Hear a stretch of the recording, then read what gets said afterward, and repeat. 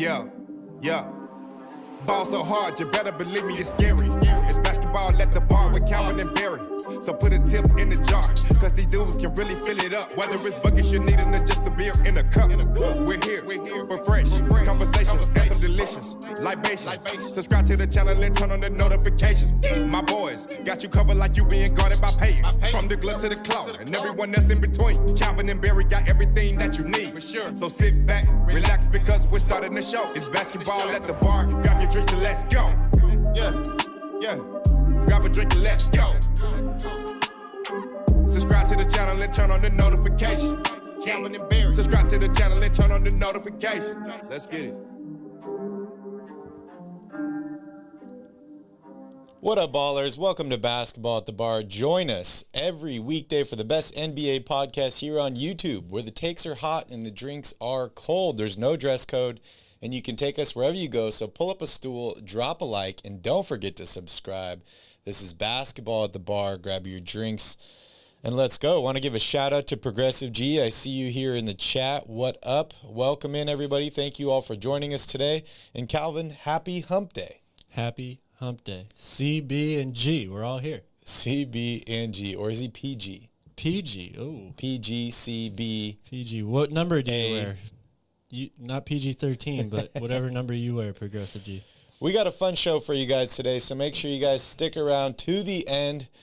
We're going to be talking about Rasheed Wallace, Jackson Hayes, Taylor Jenkins. We're going to be rebuilding 4 teams from the Eastern Conference. One of these teams actually made the playoffs this year.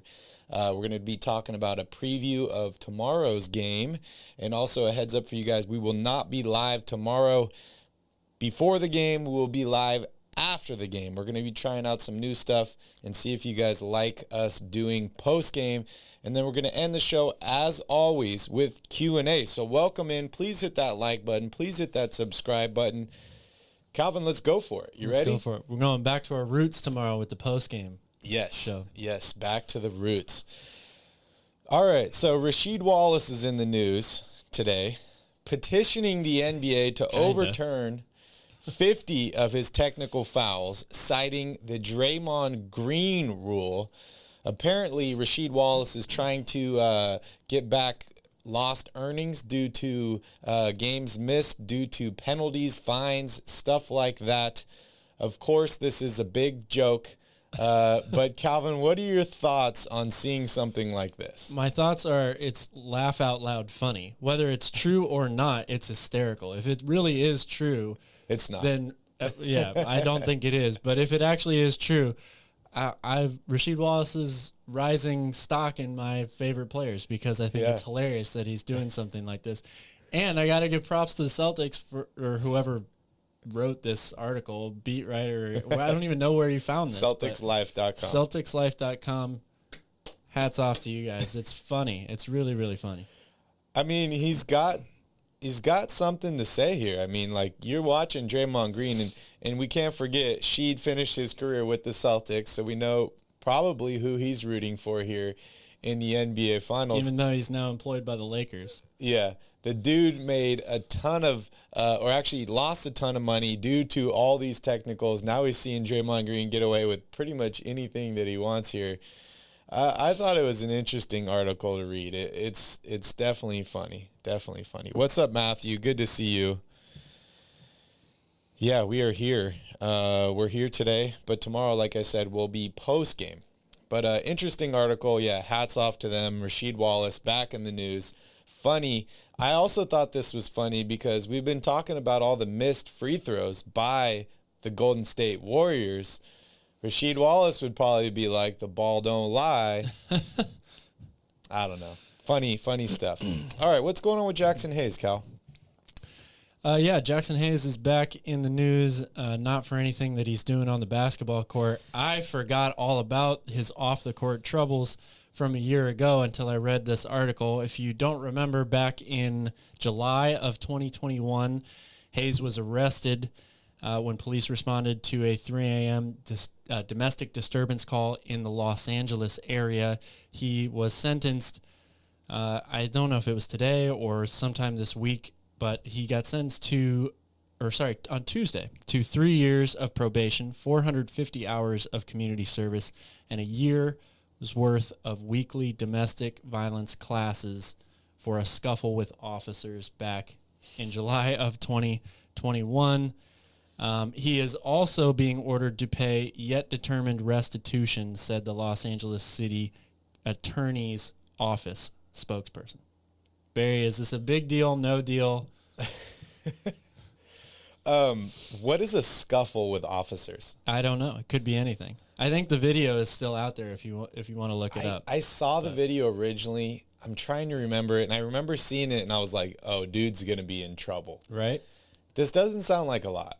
No, it doesn't sound like a lot at all. 450 hours of community service. You think this is the same sort of thing we're going to be talking about with Montrezl Harrell in a couple months? Oh, man. I don't know. I mean, in my mind, what Jackson Hayes did here was way more serious. Right? But, laws are laws, I guess, and we'll see. And good lawyers are good lawyers. Yeah, we'll see which way they actually take this. Very, very light sentence, and I expect to see Jackson Hayes all over the NBA Cares commercials this year and next year with all this community service. Do you know if the NBA, I feel like we don't really see it as much now, but maybe 5-10 years ago, those NBA Cares commercials run all the time. Oh, right? always, yeah. And I would always think to myself, so if you're an NBA player, do you have to do a certain amount of community service? Is it part of your NBA contract that you go and help out? I believe it is. So I wonder if he can double dip here and do his NBA community service and his state-ordered community service at the same time. Perhaps. I'm sure the NBA would be willing to work with him on that. He's going to have to do more of it either way now. So, but yeah, it's... I don't really see it as being that big of a deal. I mean, the guy's only 22 years old. Yeah, he'll be fine. He's going to be fine. Hopefully, he learns from this. He needs to worry about becoming a better basketball player first and foremost. The most important thing is he needs to learn from this and make sure that this does not ever happen again. Right. And wrong place, wrong time sort of thing. Make sure, you know, what does Herm Edwards say? Nothing good happens after midnight. Hey, there's a lot of good things that happen after midnight. I can vouch for that 100%. You mentioned Montrezl Harrell. Someone yesterday mentioned to me it was interesting. Montrezl's ex-teammate KCP with the Lakers and with the Wizards, they were traded together, was dealing with a similar thing, right? When he was with the Lakers, and I think he couldn't leave the state, right? So he was only allowed to play games in California. Yeah, I think that was from a DUI. Yeah, interesting. So maybe we'll see something similar with some of these other guys. I'm not quite sure. Next up, Jackson Hayes signs an extension. Calvin, go for it. Taylor Jenkins. Or sorry, right? did I say Jackson Hayes? Taylor Jenkins. Jackson Hayes wishes he signed an extension. Taylor Jenkins, one of the hottest young coaches in the NBA with one of the hottest young teams in the NBA, the Memphis Grizzlies, has agreed on Monday. The Grizzlies announced to a multi-year contract extension. The terms have not been disclosed yet. I think this is a no-brainer.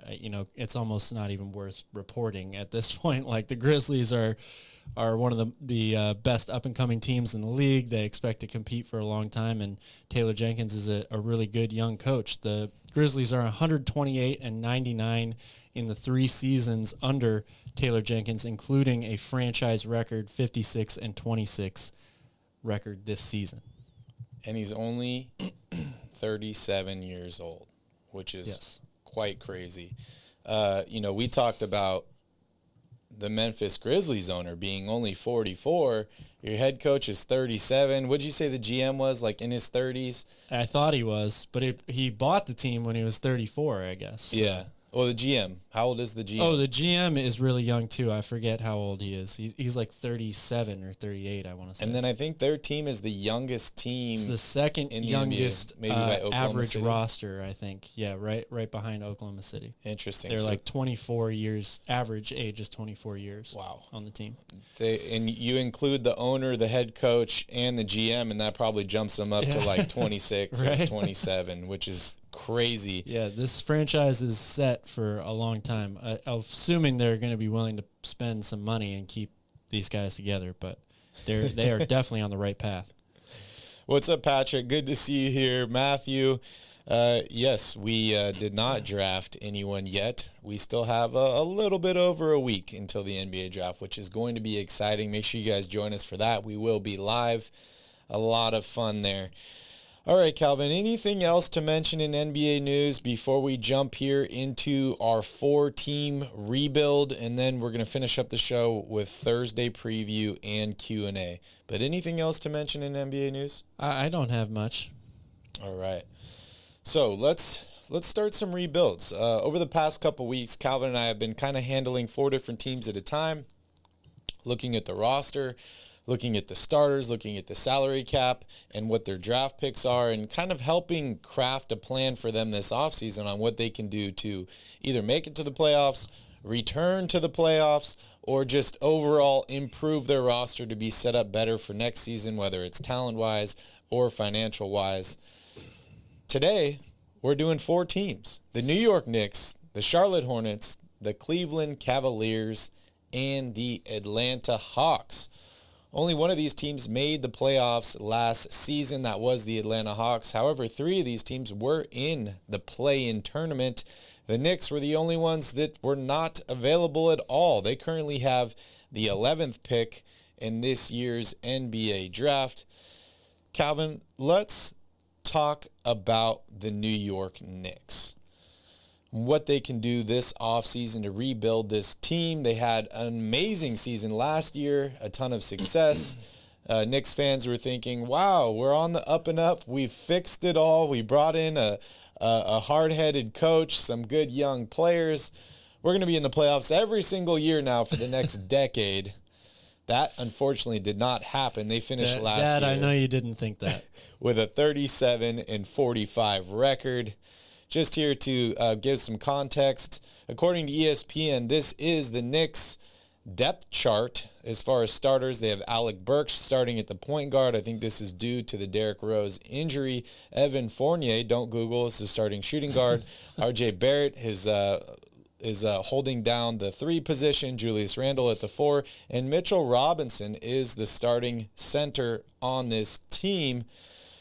As far as financials go, Julius Randle is just starting a 4-year contract extension, making $23 million next year.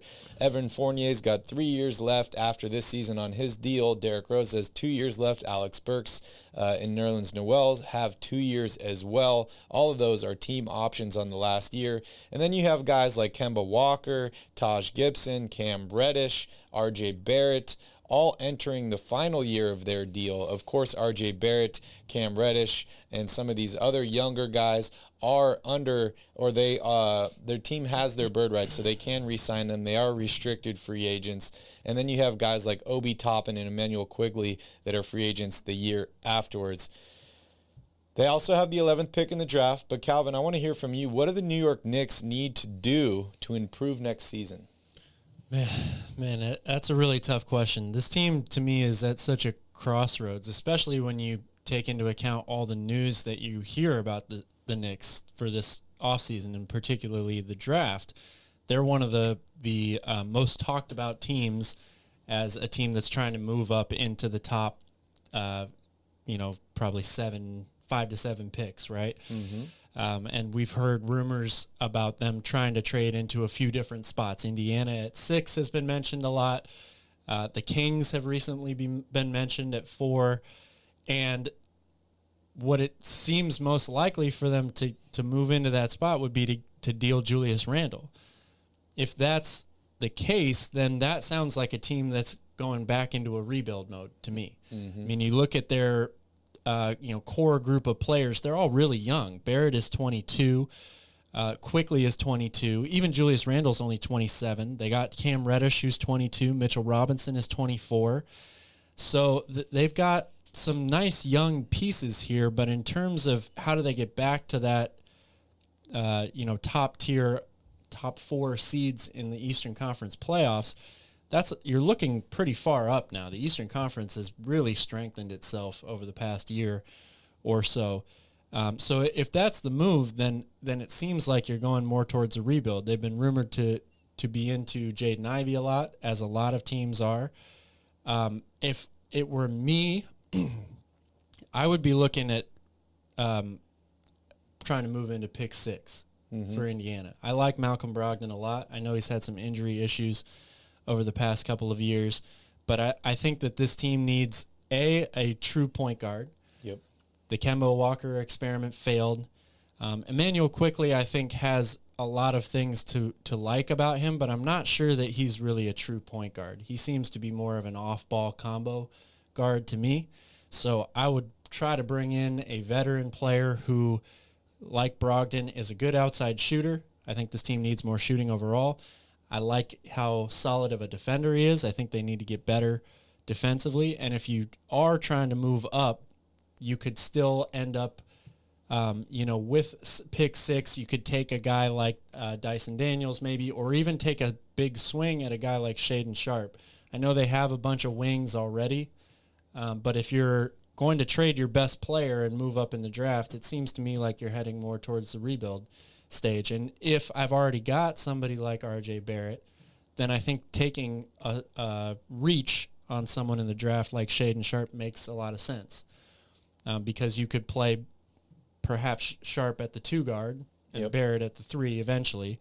And if you really want to take the step into the new NBA of playing small ball, you could play Cam Reddish out there maybe at the 4 if he's able to progress a little bit more as well. And I like the start of that, especially if you add Malcolm Brogdon at point guard and keep Mitchell Robinson at the center spot. So this team's tough, though, because I feel like they are at a crossroads here. I don't necessarily see a deal that they can make for a win-now player, though, that's going to get them back in that top 4 seeds. So I like going the route of trying to move up in the draft here. Yeah, I'm taking the opposite path here. I think they need to stay out of the draft. I don't know whether it's trading pick number 11 for a player that can help contribute now, or maybe just staying at 11 and picking the best available at that point. But I agree with you. That signals a rebuild if you're moving up in the draft, if you're getting rid of Julius Randle. I have no idea why this team has been talking about getting rid of Julius Randle the past 2 seasons. The dude has been absolutely incredible. He averaged 20 points and 10 rebounds last year.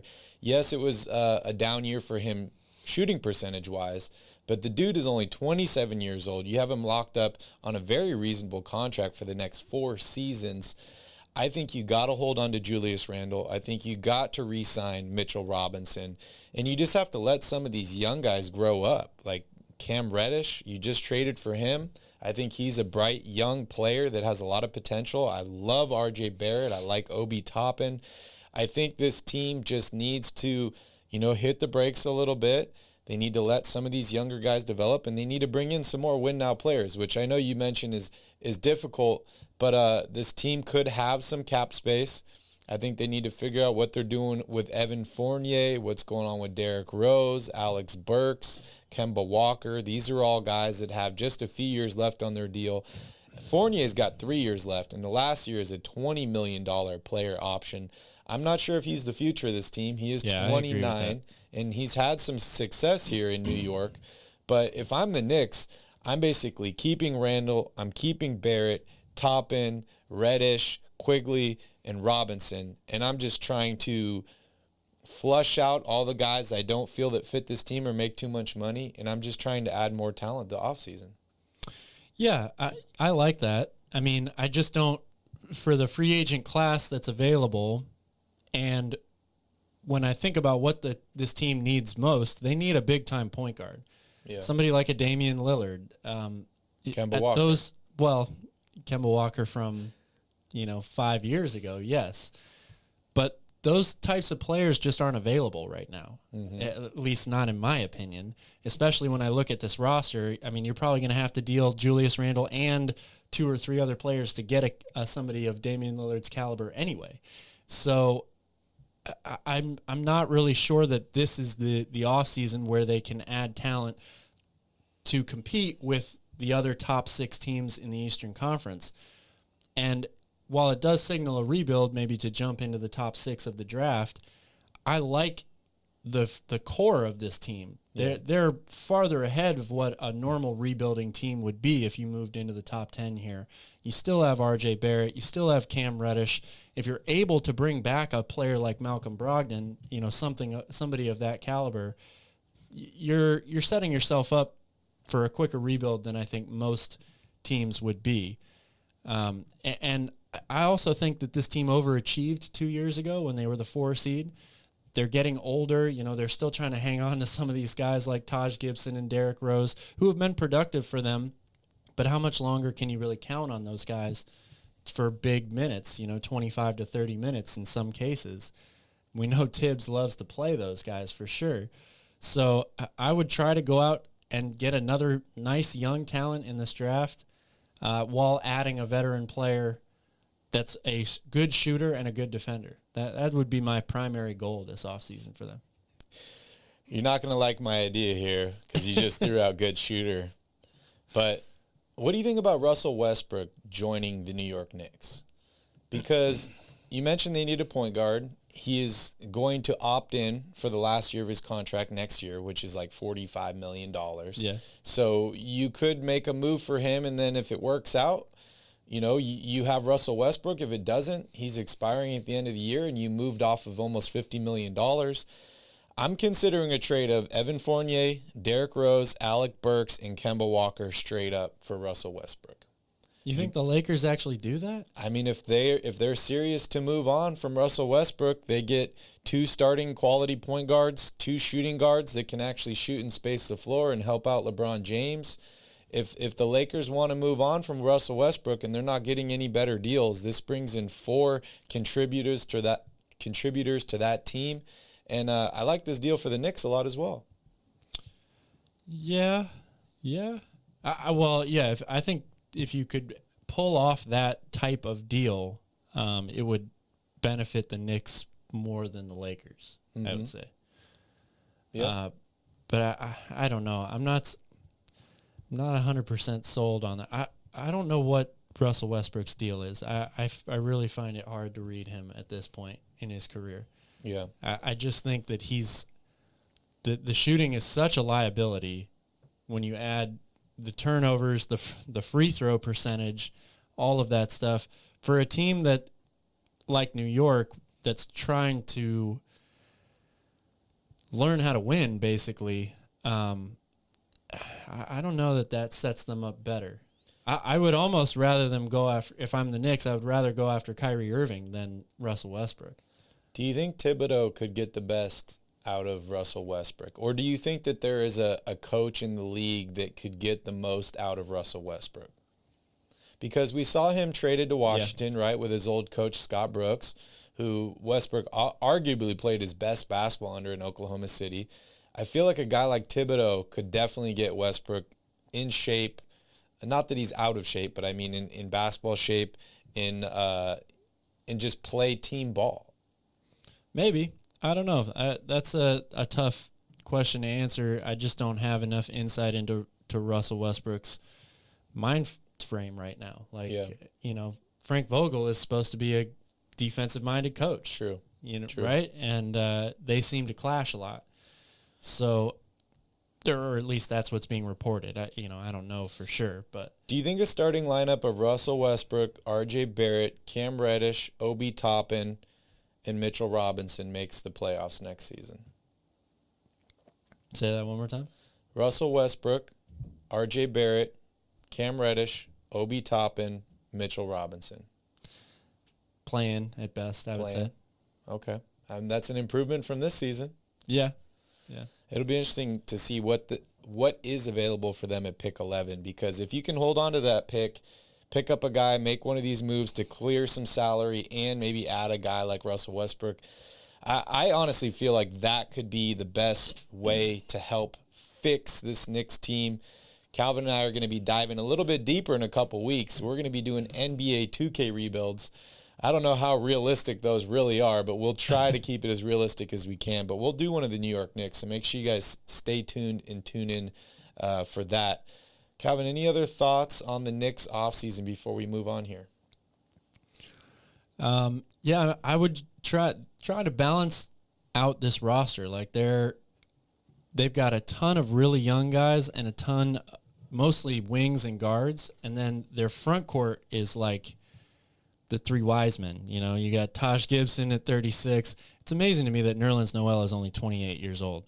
Right. But he's up there too. Derrick Rose is 33. I know he's not a forward, but I think they need to, in terms of the veterans, try to bring in some new faces to this team that are going to contribute a little bit more on the front court than guys like Taj Gibson and Nerlens Noel are at this point in their careers. Yeah, I agree. If you are a Knicks fan, make sure you hit that like button down below. Make sure you subscribe to the channel. Calvin and I cover the Knicks and all the teams in the NBA. We will continue this offseason and into next season, so please make sure you subscribe to the channel, and thank you guys for watching. All right, Calvin, let's move on here to the Charlotte Hornets. They finished last season 43 wins, 39 losses. It's tough for them in the East. They were above 500. They still missed the playoffs after losing in the play-in tournament. They have 2 picks in this year's NBA draft, pick 13 and pick 15. Let's go over the depth chart real quick and some of the salary cap implications, and then we can talk about what this team can do to improve this offseason. So first off, the starting point guard, LaMelo Ball. Shooting guard, Terry Rozier, Scary Terry. Gordon Hayward pulls in at the 3, Miles Bridges at the 4, and Mason Plumlee at the 5. Looking at this team's salary cap situation, they do have some space this offseason. Gordon Hayward is locked up for 2 more years, $30 million and $31 million. Terry Rozier is starting the first year of a 4-year contract extension. Kelly Oubre is partially guaranteed. Montrezl Harrell is off the books. LaMelo Ball is still on his rookie scale contract. Mason Plumlee, 1 year left. Miles Bridges is a restricted free agent this offseason. P.J. Washington has 1 more year. James Bouknight and Kai Jones are both entering in year 2 of their rookie contracts. Cody Martin is a free agent. And Jalen McDaniels, Nick Richards are both partially guaranteed contracts for next season. So, Calvin, what do you do if you are Michael Jordan and the Charlotte Hornets to get back to the playoffs next season? Well, again, this team's kind of like a tweener team to me, right? Because they're super young, and they're a high-paced, high-flying offensive team. They score a ton of points. They've got a lot of really nice pieces. So if you're looking at what to do with this team, I think you have to try to determine whether you're trying to win. I wouldn't say win now, but increase or decrease the amount of time it takes to get to winning. How much time are you willing to wait, right? Is my main point. You've got LaMelo, who's 20. They need to figure out what they're doing with Miles Bridges. Are they going to re-sign him? He's only 24. James Bouknight, their first-round pick last year, is 21. They've got a ton of really, really young players. Jalen McDaniels is 24. So are you going to just kind of hope that these guys continue to take the next steps and develop and let this team just kind of play out the way that it is? Or are you going to try to make a big splash, a big deal, grab somebody like, say, a DeAndre Ayton in a sign and trade that accelerates how quickly you become a good team or a winning team? I think the biggest hole that this team has had for really ever since they've gotten LaMelo Ball, they want a big-time pick-and-roll center, a lob threat to pair with him. They've tried a few different people there. Montrezl Harrell is the most recent one, which is not a bad pair, I think. We'll have to see what happens with Montrezl Harrell's legal issues leading up to the start of next season. And he is a free agent. And he is a free agent as well. But that's, I think, the one position where if you were going to ask me where does this team improve the most, it's at the center position, finding a big man to play alongside with LaMelo Ball in that pick and roll game as a lob threat. The rest of the team, I would try to move on from Gordon Hayward's contract. I just don't think he's productive enough to live up to that money anymore. Yeah. And you've already got a guy waiting in the wings, basically, in Miles Bridges, who you could re-sign for that same amount of money, pretty much, if you let him go. From there, it's all about, player progression. Is James Bouknight going to be ready to be a starting 2-guard in this league next season, come training camp? How much better is LaMelo Ball going to be? And then the biggest area where this team can improve as a team is defense, right? Yep. Like, they were one of the best scoring teams in the league, but they allowed I forget what number they were in there, but they were at the bottom of the NBA in points allowed per game pretty much all season long. They couldn't stop anybody. So they hired Kenny Atkinson, who's a good player developer for a head coach. He's a defensive-minded guy. Hopefully he can get this team to play better defense next season. And I would definitely look to see if I could go out and grab a starting center.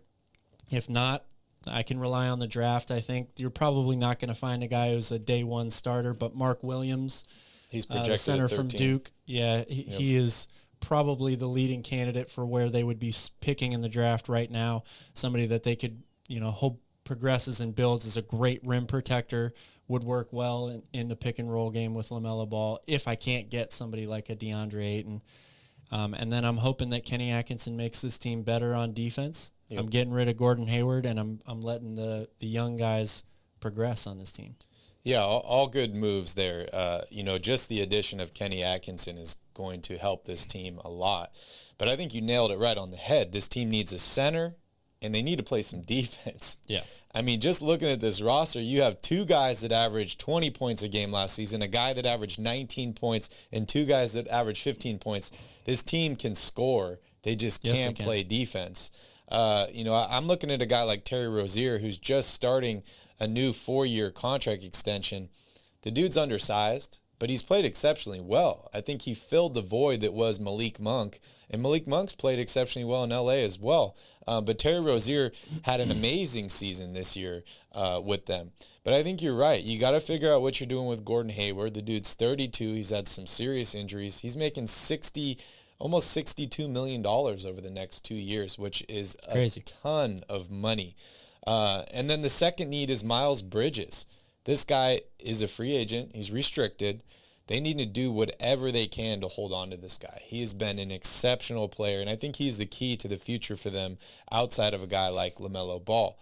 And then you're right, the center position, whether it's bringing one in free agency, whether it's trading for a guy like a Rashawn Holmes, a Rudy Gobert, or drafting a guy like Mark Williams, they need to figure out what exactly they're going to do with that center position. But I like this roster. I think it's very well balanced as far as salary cap goes. Yes, I don't like the contract for Hayward or for Rozier, but other than that, you're not spending a lot of money on many of these guys. Not yet, anyway. Would you consider maybe a Hayward and Oubre or a Hayward and Plumlee for Gobert trade? Oh, I would definitely do that if I was the Hornets, but there's no way Utah's doing that deal. What if you throw in one or two of those picks? Everything I've heard from anonymous GMs around the league is that the asking price right now for Rudy Gobert is absolutely astronomical. I mean, it's like 3 or more picks, first-round picks, plus a young player, plus a win-now player. Okay. I mean, if you're Utah, it makes sense, right? Like, yeah, you still got Donovan Mitchell. You were the number 1 seed in the Western Conference a couple years ago. You're trying to maximize this and be competitive still, but there isn't a team in the league that is going to trade that for Rudy Gobert, I believe. Yeah. Since he's making $40 million. I think the asking price will definitely come down. But the fact that they have 2 first-round picks this year, and they can give a win-now player in Gordon Hayward, who would be returning to the Jazz, so that might be a feel-good story. And maybe they can throw a young guy in here like a P.J. Washington that had a pretty good year. I forgot to mention James Bouknight is on here, Kai Jones. These are young guys that I'm high on and I think have a lot of potential. But yeah, this roster, they basically just need to figure out center, defense, and re-signing Miles Bridges is the key to me. Yeah. But I'm really stoked on Charlotte. I like the idea of trading for Rudy Gobert for this team.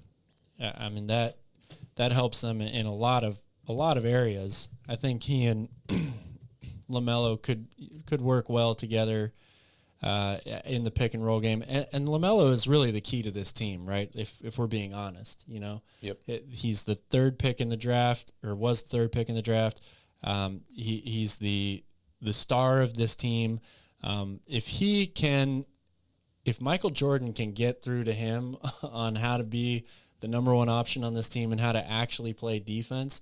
Like, LaMelo has abilities and talent offensively that very few people do, especially for a guy his size. I mean, I don't like his shooting form, but he's still actually a decent shooter, or has become a decent shooter. Yep. If he can ever figure out how to play defense and lead a team, I mean, even if they didn't add anybody to this team, they would automatically make a huge stride just from that alone. Yeah, I agree. If you're a Hornets fan, make sure you hit that like button and make sure you subscribe to the channel. Calvin and I will be discussing the Hornets this entire offseason. And if you have any comments or thoughts on what you think the team needs to do, let us know down below in the comments. We would greatly appreciate it. All right, I see here in the chat, Steven is asking about NBA free agency. I think it's official. The league year starts July 1st, but I don't think free agency is until August. Let me just double check here. You know off the top of your head, Calvin? I always thought free agency started July 1st. Oh, yes. The moratorium period starts July 1st, and then July 6th is the first official day where you can sign players. What was I thinking August here? I don't know. I'm crazy. Oh, yeah, I agree with Progressive G here, too. I still think Rashawn Holmes would be a good fit in Charlotte. Yeah. Yeah, I think he'd be. I think that would work well. I think he'd be a great fit. All right, next up is the Cleveland Cavaliers. They finished 44-38 last year after an extremely hot start. Unfortunately, they did miss the playoffs after losing in the play-in. Calvin, let's talk about what they can do to improve this offseason and get back to the NBA playoffs and potentially get back to the NBA Finals. According to ESPN, their starting depth chart is Darius Garland, Colin Sexton, Isaac Okoro, Evan Mobley, and Jared Allen. That's a pretty good-looking lineup. As far as salary cap goes, Kevin Love, he's still on the team, dude. He's entering in the last year of his deal at $28.9 million. Jared Allen has 4 years left on his contract. Karis LeVert is entering in the last year of his deal at $18 million. Lauri Markkanen's got 3 years left. Evan Mobley has 3 as well. Chetty Osman, 2 years left for him. Same with Isaac Okoro. Darius Garland's got 1 year left on his rookie scale deal. The same as Dylan Windler and Dean Wade. And then you have guys like Colin Sexton, who's expiring but a restricted free agent. Ed Davis, Rajon Rondo, also expiring. So, Calvin, I want to hear from you. What do the Cavs need to do to improve this offseason? I love this team. I love where they're at right now. I think they've done a phenomenal job of rebuilding since LeBron James left them once again. The Jared Allen trade was huge. Yeah. I love Darius Garland. I love Karis LeVert. I think they've got a ton of really, really good pieces. I haven't even mentioned Evan Mobley, who was your favorite player in the draft last year. This team's in a great spot. They're young. They're good. Yeah. Like, they're not just a young team that's still, like, trying to figure things out. They play defense. They got a small taste of the playoffs this year. I realize they didn't actually make the real playoffs, but they got a very small taste of it this year in the play-in. Won one game and lost another. And so, like, I really wouldn't do too much with this roster. I love the way that they've put it together. I think they've got a really good balance of shooting. Most of their shooters are big men shooters too, right? Like, a lot of their Huge guards, team. Isaac Okoro, Karis LeVert's a pretty decent shooter, but Isaac Okoro isn't known for outside shooting. To me, the one area where you tweak this roster is, what can I get for Colin Sexton? Yeah.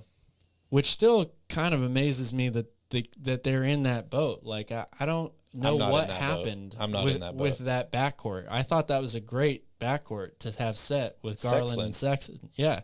Great nickname too, right? But now clearly they're moving away from that because you've brought in Karis LeVert.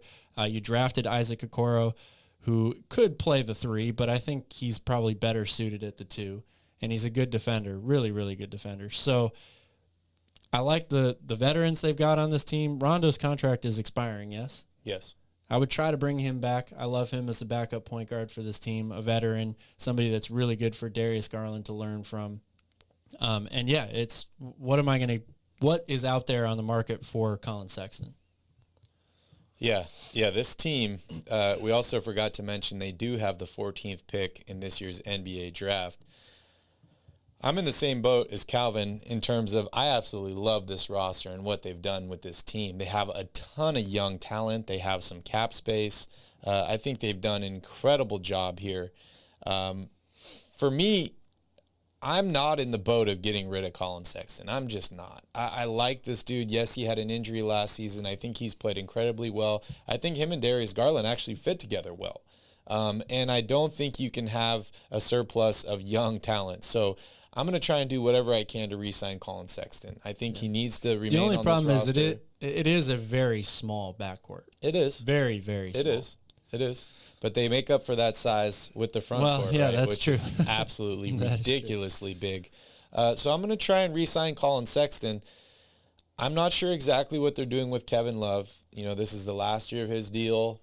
The dude's been incredible for Cleveland. Never says anything. He's never in the news for anything bad. He's the last guy here from the LeBron James era.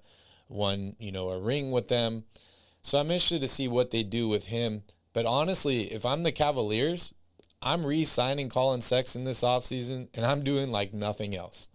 Wow. I'm going to fill in the roster in the spots that I can, but I absolutely love the young core on this team. I think they're going to develop this year even more. They're going to get better. They're going to play better together. I expect them to be in the playoffs next season with absolutely no moves. My question for you is, if you re-sign Colin Sexton, who's your starting five on this team? Because somebody's odd man out there, whether it's LeVert or Markkanen. It's probably going to be Markkanen. I think I'm going to rock with Garland, Sexton, and then it's either going to be LeVert or Okoro, Mobley, and Allen. Wow. That would be quite the reserve team, especially if you started Okoro. You could have Rondo, LeVert, Markkanen off the bench. That's a pretty good start. That's what ESPN has their depth chart listed as right now. It's a great squad, a great young squad. A lot of money coming off the bench too. It'll be interesting what they're going to do. And, yeah, Kevin Love's on that bench squad too. Yeah. It'll be interesting to see what happens when they do have to start paying these guys. But a guy like Jared Allen, dude, he's making $20 million for the next 4 years, which is incredible. That's a great deal for the Cleveland Cavaliers.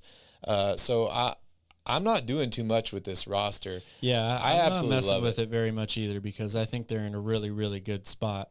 I do think you need to commit one way or the other to a two guard, whether it's going to be Sexton or LeVert. Yeah, I think that's definitely an important thing to note.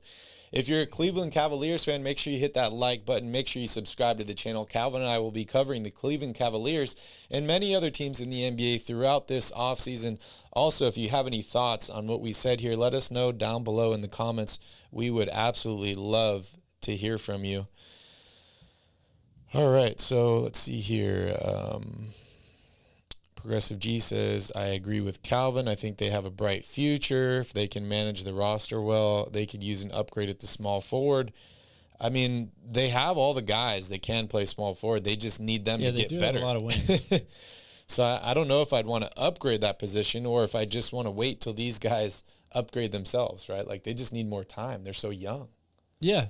And I mean, I don't think there's anything wrong with having if your roster is built of guys, look, Darius Garland just made an all-star team. Karis LeVert has scored 50 points in a game in this league. Yep.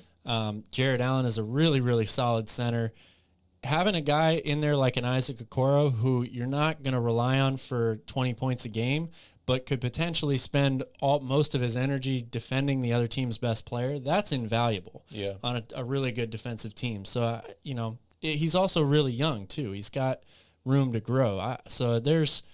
If you're talking about like what ways can the Cavs win a championship in the next couple of years, then yes, you want to bring in, LeBron James to play small forward, but he might be willing to. Maybe he will. I don't know, but I really do like this roster. I think they're in a really good position. Yeah. It's funny, we've seen Cleveland do this twice now. Both times when LeBron left, they've assembled a roster of young talent. The first time, they gave up a ton of that when they brought LeBron back to win now. So it's impressive that they've been able to do it again. I really like this roster a lot. Yeah. And Kevin Love, even though he is old and he is making a lot of money, or older and is making a lot of money, I still would probably keep him for next season because of his ability to space the floor. And veteran this leadership. Team's got some really good shooters, but from top to bottom, they don't have a ton of marksmen out there. So that is definitely something that he can add to this team. Yeah, I agree. Progressive G says he likes their bench. Smart move to keep Kevin Love. And he likes Garland, Sexton, LeVert, Mobley, and Allen. I'm not arguing with that. I think that's great. Steven's got a couple questions real quick before we move on to the Atlanta Hawks, the only team that made the playoffs this season that we will be rebuilding. What are your guys' thoughts on the finals? Do you feel like it was lackluster or entertaining? Also, what do you guys think about the refs officiating in the finals? Well, I've been entertained, that's for sure. I like defense. So, just because there's not a ton of points scored in a game, I still find it fun to watch because these two teams are really, really good defensive teams. And then, you've had Steph Curry go on his little mini explosions here and there. It's a battle of the king of the mountain versus it's not really like a David and Goliath thing, I wouldn't say, but it kind of has that narrative a little bit to it as well. So I think it's been entertaining, even though none of the games have been decided by less than 10 points. There's been so many point swings, and huge outbursts of quarters. You feel like one team has the complete control of the game, and then just like that, it's gone. So there's still been a lot of excitement, I would say, in the finals. And in terms of the officiating, this is kind of something we talked about. Was it just yesterday or 2 days ago? Mm-hmm. Refs miss calls. And when it's the biggest stage and there's only two teams left playing, they get amplified. But they miss calls in every game, whether it's an exhibition or not, or an NBA Finals game. So I feel like refs are people too. Could they be better? Yes, they could. But overall, I don't think that it's been that bad. Yeah. Yeah, refs are humans. They make mistakes. Just look at the last game. You're talking about Steph Curry, who's the best three-point shooter of all time. He couldn't hit a single three in that game. So even professionals have a hard time doing what they're meant to do sometimes. Referees are professionals. They do their best out there, but they miss calls. It just happens. It's part of the game. My thoughts on the finals is it's been entertaining. It's, the young versus the old, the experience versus the inexperience. It's got a chance to go 7 games. What more could you ask for than that? In the past few years, we've seen, 4 or 5 game final series. So it is exciting. However, like Calvin said, I would like to see some of these games end with a buzzer beater, last second shot. I like games to be a little bit closer at the end, but we got 1, potentially 2 more games left. So I'm waiting for some more excitement. I'm definitely not disappointed in the NBA Finals so far. Yeah. The Draymond Green effect, I think that there's a fair point to that when you're talking about officiating. I have gone back and watched some of the games, and Draymond really does, he probably should have been called for 3 or 4 flagrant fouls already in this series. At least. So there is that part of it, and I understand why, especially if you're a Celtics fan, you're feeling not good. Yeah. Not only is your team down 3-2, but you're watching this guy in some plays literally tackle your team, and he's not getting called for anything. Yep. That's the only part of the officiating that I would really say should have changed or should be better. For such a good player, Draymond Green plays out of control so much. He really does. And it's amazing because sometimes there's a big difference between playing hard and playing out of control. Yeah. Big difference. And he's been playing out of control. Did you see I was watching a highlight this morning of that play where he's jumps or rolls on the ground, grabs the ball, saves it, throws it, then runs back down the court and just clobbers and just somebody. runs right over. Yeah. I forget who that was, but he just ran him completely over. Yeah. And he's done that a couple times in this series. So, yeah, that's the one thing I would say. You could probably have hit him for multiple flagrant fouls already in this finals. And if the Warriors win, a lot of people will point to that and say that the Warriors got away with one, and I don't agree with that at all. But he's fouled out in 2 games. He has. He almost picked up a second technical in the 3rd game. Yeah. So he's almost missed 3 out of the 5 games, or at least the ending of those games so far. Yeah. Which is incredible that the Warriors still have a 3-2 lead. Wow.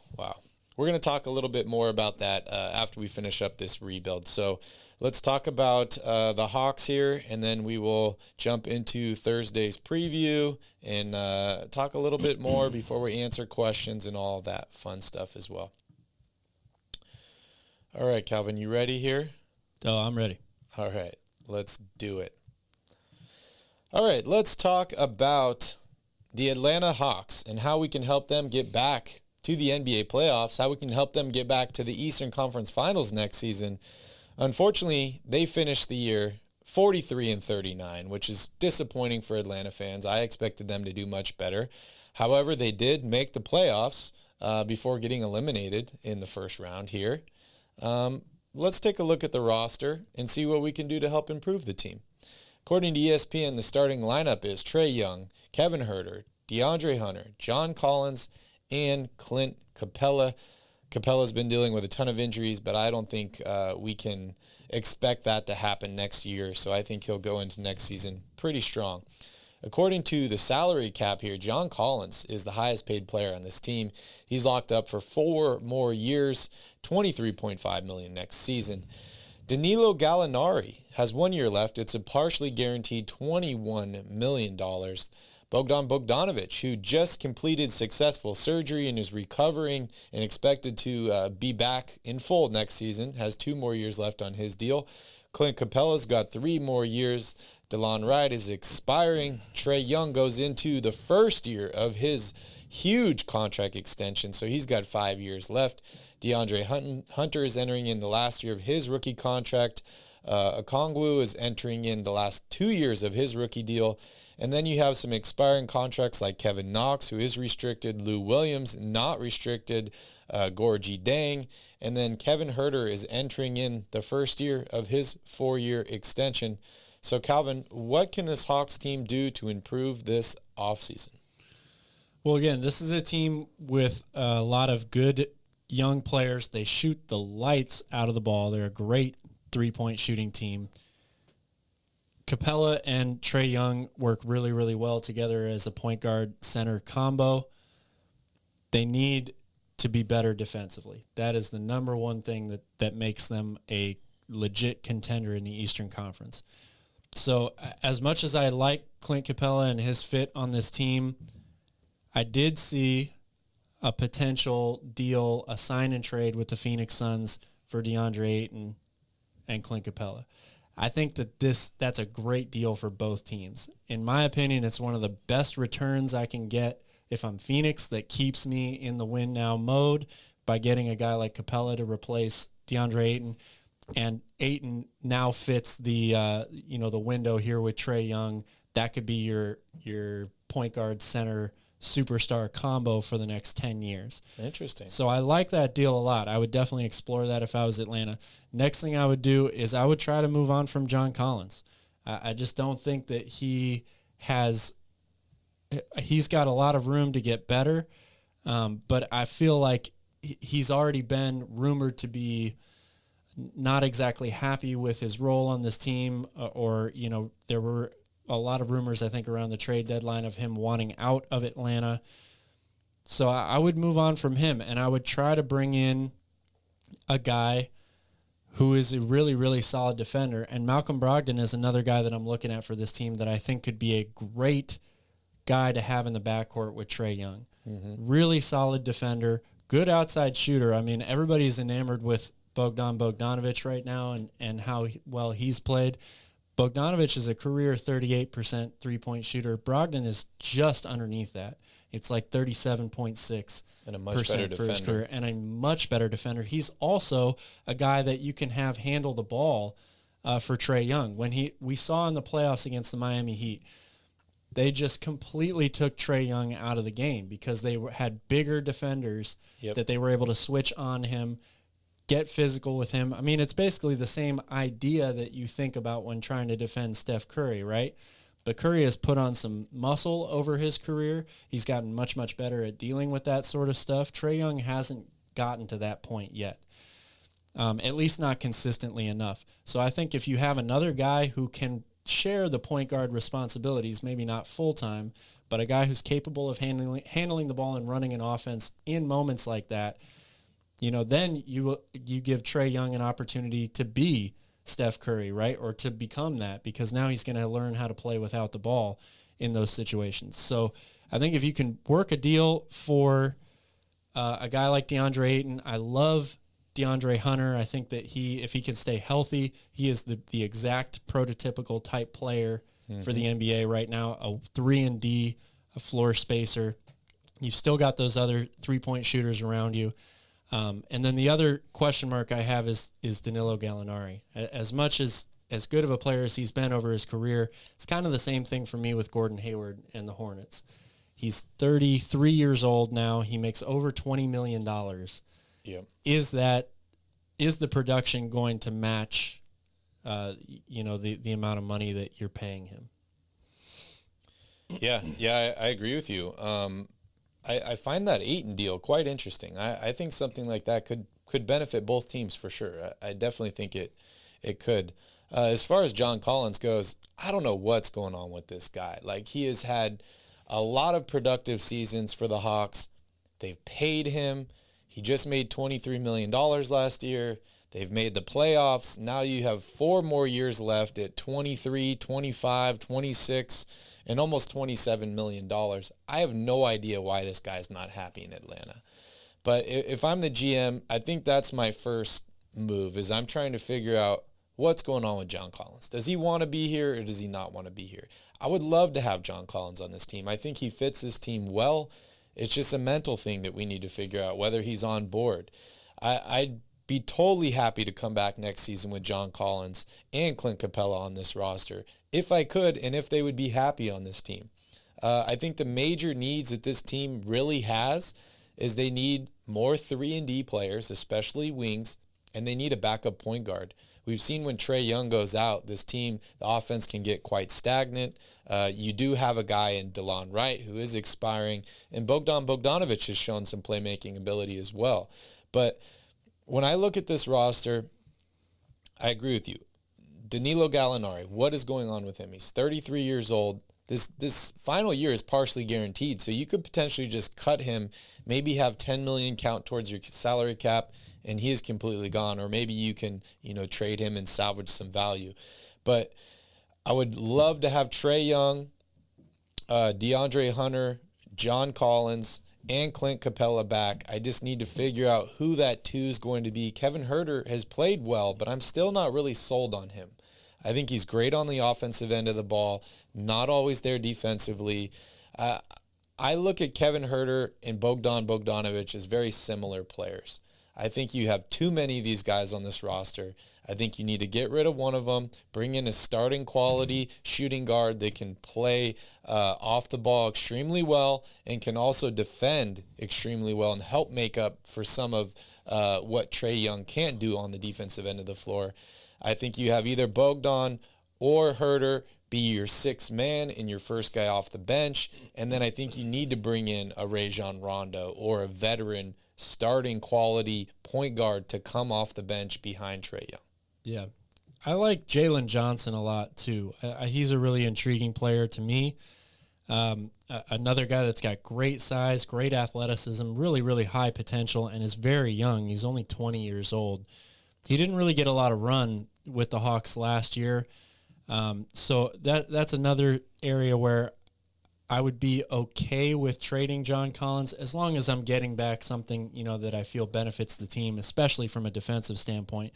But that will free up maybe some minutes for me to give Jalen Johnson an opportunity and see what this kid's got. Because if he reaches his potential, that's, a huge steal for Atlanta where they got him in the draft. I think he was like 21 overall or something like that. Speaking of the draft, the Hawks have the 16th pick in this year's NBA draft. Anybody you'd like them to target with that pick? I would just go with a solid, like you mentioned, a wing or a front court player that's a defensive-minded guy. I'm not really sure. I'm going to throw Pat Baldwin Jr. out there. Pat Baldwin Jr. is a good name. I like that. I don't think you're going to find anybody at pick 16 that really is going to crack the starting lineup for you right away. And the Hawks have been rumored to be another team that's trying to move up as well. Mm-hmm. So, maybe there's something where you package the 16th pick and John Collins, to move up into the top 10 or something like that. But it's going to be an interesting offseason for the Atlanta Hawks. They could come back with almost the same exact team as last year, or it can be a completely new team. They definitely have some guys to build around, especially Trae Young and DeAndre Hunter. So it'll be interesting to see what they do here. If you are a Hawks fan, make sure you like this video. Make sure you subscribe to the channel. Calvin and I will be covering the Atlanta Hawks and many other teams in the NBA throughout this offseason. If you have any ideas or any thoughts on what we just said, let us know down below in the comments. We would greatly appreciate it. All right, Matthew says, as a member of Team Tank, I just want to remind everyone that if we tanked as much as OKC and everything else stayed the same, we'd have jumped to 2. I think he's referring to the Kings here. I don't know what to tell you, Matthew. There's so many things in the past that, of course, I would like to change, but I just can't change them. So I just move on and go forward. I'm happy with pick 4. I really am. DeAndre Hunter is the most intriguing guy on this roster. Definitely. I don't know I agree with if that. he's more intriguing than Trae Young, but I like DeAndre Hunter a lot. Yeah, I do too. You think he could Absolutely. be available this offseason, or is he on the no-trade list? If I was the GM of the Hawks, I would not be looking to deal him. Yeah. But Yeah, I like DeAndre Hunter a lot. He averaged 13.4 points per game last season, 3 and trading rebounds. Cam Reddish at the deadline last year for the Hawks really signals to me that they're all in on DeAndre Hunter. Yeah. I couldn't agree more. They picked up Kevin Knox in that trade, right? He's a restricted free agent. What do you think they'll do with him? Because he played exceptionally well as a rookie, and then the hype kind of like I've never really been high on Kevin Knox, to be honest with you. Okay. I just don't. I don't see him ever. He was a top 10 pick, right? He was like 8 or 9, I think. Yeah, I think he was earlier than that. I think he was like 7 or something. Either way, I'm not sure he's ever going to live up to 8. that I think he was that 8. expectation. I could see him becoming a pretty decent role player. Pick 9. For a good team. But I'm not so sold on him being a top 10 talent. Yeah, I just had this vision of him turning into this incredible defensive player under Coach Tibbs and just be able to lock people down. He just hasn't really become that guy. And Nate McMillan is another guy that's, a defense first minded type guys or type coach. So it still could be a good situation for him to be in. But again, if you bring back John Collins, your front court's already pretty set. Like, I don't know how many minutes are going to be available for Kevin Knox. That's true. That's very true. Ivan says, go Boston. Even if I hate Bill Simmons, I want the Celtics to win. All right, Calvin, let's talk about, Thursday's preview. As I mentioned in the opener, if you guys weren't watching then, Calvin and I will not be live tomorrow afternoon at the same time we are now. We will be live post-game, so it'll probably be around 8:30 or 9 p.m. Pacific Standard Time, closer to midnight if you're on the East Coast. We're going to wait for that game to finish up, and we are going to do a post-game. So it's going to be a lot of fun. We're going to talk all about Game 6, and maybe we'll be celebrating a Golden State Warriors championship. It's possible. Or an exciting Game 7. We'll be celebrating Game 7, yes. I know you got your Warriors jersey behind you.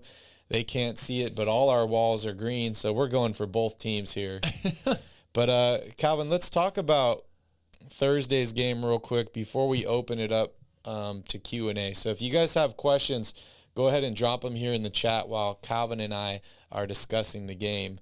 But, Calvin, keys to the game for both teams tomorrow. Well, again, I think both teams at this point are trying to keep it simple here. For Boston, it's obvious. They've got to figure out a way to execute better offensively. They can't be turning the ball over. Marcus Smart, to me, is the key for this game. You know, I know you have talked a lot about Al Horford, and he needs to be effective. They've got to find ways to get – it can't just be Jason Tatum and Jaylen Brown going one-on-one the whole game. That's not going to work.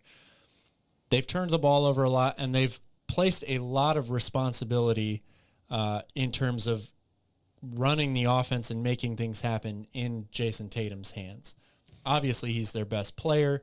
I think he's their best one-on-one player, can create his own shot from anywhere, so they want the ball in his hands. But Marcus Smart is the one guy on this team that can take some of that pressure off of him. I think it was his first game back in the Eastern Conference Finals after his sprained ankle. I forget, it was game 3 maybe at home. He had like 12 assists in that game. That's the Marcus Smart that they need in this game. Yes, they need him to hit some outside shots as well. They're going to need the whole team really to do that because the interior defense has been so good for Golden State. But for them, it's all about executing well offensively and taking care of the ball. So that's why I look to Marcus Smart really as an important piece for Boston in this game. And then they're going to have to get some bench production. Yep. Like they really, really desperately need that, whether it's Derek White or Peyton Pritchard or somebody else. Their bench is not nearly as deep as Golden State's is, and they desperately need somebody to come up with. They don't have to have a huge game. They don't have to have 20 points. But Grant Williams is another one of those guys. If they can hit, 3 to 4 threes or something like that, that's going to open things up big time for them. And for the Warriors, they just have to keep this momentum rolling. Doing what you're doing. The Warriors are playing with house money at this point, in my opinion. Andrew Wiggins is really on fire at this point. Steph Curry's coming off the worst playoff game that he maybe has ever had. I expect him to come in, with a vengeance and ready to perform at a high level here. And then winning the rebound battle and the points in the paint battle. That's Warriors basketball right there. They crash the glass. Yeah, if they can secure some offensive rebounds, kick it out to Klay Thompson for a couple threes, a Game 6 Klay performance, that's what it's going to take for them to win this game and the series. Yeah, I'm going to sound like a broken record here. But, Golden State's got to continue to do what they're doing. I think the most important thing for them out of Game 6 is they need to make sure Draymond Green's available if there is a Game 7, right? Like, yes, if I'm Coach Kerr, like Draymond's on a really, really tight leash in Game 6. If he starts to get out of control or anything like that, I'm going to do whatever I can to reel him back in, because if you lose Game 6 in Boston and you're going back home for Game 7 and Draymond Green is not available for you, that could be the momentum boost that Boston needs to win the series. And then if I'm Boston, I just need to score some effing points, man. Like, really, that is what you need to do. You need to score, and as Calvin mentioned, you need to stop with the turnovers. The turnovers are just incredible. They're showing their inexperience. I don't know what the stat is. I read a stat on Jason Tatum and the amount of turnovers he's had this postseason. 95 turnovers in 23 games. It's absolutely over 4 a game. Incredible, like in a bad way. It's incredibly bad. So if I'm Boston, I need to score at least 100 points in this game, probably 105, 110 to win this game. It is at home. They're favored by 4. So, Boston definitely has a chance here. I don't want anybody writing them off already. But, yeah, they need to limit the turnovers, and they need to get some baskets. They need to get some easy baskets, too, because in a lot of these games, especially late in, I'm just going to circle that third quarter again, where Boston gets in this, like, I need to score, and they're in these droughts, and they're taking contested shots, they're taking tough shots, they're not getting anything easy going to the basket. So Boston needs to take what the defense gives them early on, and they just need to get some easy buckets. And hopefully that'll help them start making some threes, because that's the key to them. Yeah, absolutely. Who you got winning Game 6, Cal? Man. I should pick Boston because I picked them to win the series in 7 games. So that prediction is still out there for me. But I'm worried about the Celtics. I think after the last 2 games, over the mental aspect of a long, grueling series like this, that where it's tough to score, you're a young team, you haven't been in the finals before, you're going up against the Warriors. That I think that stuff means a lot. Yeah. And I love the position from, obviously the Warriors are ahead in the series, but the mental position that they should be ahead in too over the Celtics. It's desperation time, yes, for Boston, but I am worried with what I think Steph Curry is going to do tomorrow. It is Game 6, so Klay Thompson should probably have a good game as well. And Andrew Wiggins, to me, has been so good for them, offensively and defensively. He's really, really put the clamps on Jason Tatum at times in this series. And if you can take the other team's best player out of it for even, 2 or 3 possessions in a half or something like that, that gives you such an advantage. So I want the Celtics to win just because I want my prediction still there, but my heart tells me that this series is over. Okay. This is a very tough question for me, and that's just based on the last game. I can't believe the Celtics lost that game and Steph Curry didn't make a single 3, shot it horrible, did not play well, and Boston still loses that game. But, I'm going to pick Boston to win this game. They're at home. They're the favorites. I'm just looking back here at this postseason for them. Like, we talk about how young and inexperienced this team is. They've made the Eastern Conference Finals before with the majority of the same players on this roster. You sweep Brooklyn in the first round here with KD and Kyrie. Then you go 7 with the returning champs, the Bucks. Then you go 7 against the team with the best record in the East, in Miami. Yeah. Like, this team, they could be tired, or they could just be like they've weathered so many storms that maybe they're right where they want to be. Yeah. They have a home game to force a Game 7 in the NBA Finals. What more could you really ask for, right? Yeah, absolutely. So I'm going to pick the Boston Celtics to win Game 6. I'm not picking a winner of Game 7 yet, but I would love to see a Game 7 here in the NBA Finals. Yeah. The only thing I will say, and before I say this, I don't want to take anything away from Boston. They've had an amazing run here, and they've beaten some really, really good teams. But Brooklyn, we all know what problems Brooklyn had. They weren't healthy all year. The Kyrie Irving thing was a big issue for them. So that's why they fell short. I think you can argue that the series would have been much different with Milwaukee if Chris Middleton played. Definitely. And Miami was one shot away from winning with basically their entire team being on the injured list. Mm-hmm. So, yes, Boston has fought through these tough series, but now they're in a position where they're finally getting a team's best effort, and they're at full strength. Yep. And that might be the difference here. Yeah, it could very well be. Matthew says, my question is, where did you guys go? In all my internet tabs, I can hear you, but I can't find the video. Well, you're commenting. Sounds like you need to close some tabs. You're commenting in the chat, so you should be able to find the video. Were you able to find us, Matthew? I'm curious. Progressive G says, I think Tatum has to put up 30-plus, and they got to have fewer than 13 turnovers. I think that's a good take. Celtics also need to attack the paint and make free throws, all capitals, make free throws. I forgot to mention that. That is a huge key to the game for both teams, is they need to make free throws, because both of these teams have missed a ton of free throws, which for the Warriors is very out of character. Uncharacteristic. But the Celtics, it's just youth for them and inexperience. No matter if they win or lose this year, this series and this year in the playoffs is going to do wonders for this Boston Celtics team. Oh, yeah. You can only win so many 50-50 coin flips. I mean, how many can you win? Unlimited, right? If it's a 50-50 coin flip. Unlimited if you keep flipping. If you keep flipping. Yes, eventually close like 25 tabs, computer dying. Okay, that's good timing, Matthew, because we're just about to end it here.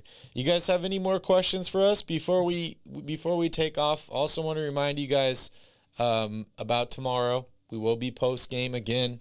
I'm not sure exactly when we're going to be doing our next live on Royal Rebounds, but it will be soon. And then we will be live next week, Thursday, for the NBA draft, and that will be on Royal Rebounds. I think we'll do a live on here maybe before and then go right into Royal Rebounds. So last chance at questions. Calvin, any last thoughts about anything that we talked about today? Any of these rebuilds or anything like that, or the Celtics Warriors series? I think I've said my piece for the most part here. I got a Until question. tomorrow. I got a good question for you. So we talked about the Knicks, the Hornets, the Cavs, the Hawks, right? If you were to pick one out of these four teams that's going to win the title first, who would it be? Cleveland. Okay, that was quick. I know you're a big fan of the Cavs roster. I am as well. They're the only team out of those four teams that plays defense, and you got to play defense to win a championship. So. Okay, interesting. And they're young. They've got all-stars now. I think they're really well put together. They're on the right track in Cleveland. Progressive G says, speaking of the Cavs, what do you guys think about Cedi Osman? He's been on the team forever and shown signs of potential when he gets minutes, but he seems content to stay on the Cavs on the bench. Yeah, I'm very mixed. I know LeBron was a huge fan, and I think he played with LeBron during just LeBron's final year with Cleveland. But I've seen positives. I've seen negatives. I'm kind of middle ground on him. What do you think about Osman? Personally, I think he's very close to or has already reached his ceiling. Like, I'm really not sure I see him becoming that much better. He's a good outside shooter, little streaky at times, but a good outside shooter, pretty athletic, has the potential to be a solid defender, but is never really like a lockdown guy. He's played on a lot of really good teams. He's had the opportunity to see a ton of NBA Finals games, playoff games, things like that. And yeah, he just hasn't really taken the next step. And you can argue that he hasn't been given the opportunity in terms of minutes. But he has played more over the last couple of years, and I still don't see that much growth from him. So, every team needs a good shooter. So there's always going to be a roster spot for him out there. But again, I just feel like he's not going to get that much better as a player overall. Yeah, I agree. I don't think he's a starter. I think he's a productive bench player that could have moments in a big game, but he's not going to be the one that takes you there. Did you guys talk about Mo Bamba on the Kings? We talked about him a little bit, but we can discuss him a little bit more. Calvin, I know you like the fit between Mo Bamba and Sabonis. I do. I don't like it as much as some other guys. Like, I'd much rather them move up to 2 and get Chet Holmgren or Jabari Smith over Mo Bamba. But it could work based on the fact that Mo Bamba can actually shoot from the outside. That really surprised me to see how much better and more efficient of a three-point shooter he's become. And but I worry a little bit about, neither Bamba's a good rim protector, but neither him or Sabonis are good defenders on the perimeter. So it seems a little too easy for other teams in this new age of small ball to spread the Kings out too much and just basically have a free-for-all on attacking the paint or kicking it out to a wide open corner three with those two in there. Yeah, my biggest concern with Mo is health. This is the first year he's played over 70 games, and this is his 4th year in the NBA. Dealt with a ton of injuries. I do like the defense. I do like the shooting. I know there was concerns about him playing too many video games early on, saying that he doesn't really focus on basketball and he just games all the time. I don't really know about that, but I would be open to somebody like Mo. It just depends on what the cost is for me. Yeah. But on Calvin's point, I would prefer to move up to 2 and take Holmgren or Smith. I really would. I love Smith a lot. I really do like him. You can't play too many video games. Yeah, very true. If you're in our position, maybe not if you're an NBA player. Yeah. Yeah. All right, guys. We want to thank you all so much for taking the time out of your day to hang out with us. We greatly appreciate it. Please hit that like button. Please hit the subscribe button. We will see you all tomorrow post-game. So make sure you guys stay tuned for that. Thank you guys so much for watching, and enjoy your Wednesday. And don't forget to tip your bartender.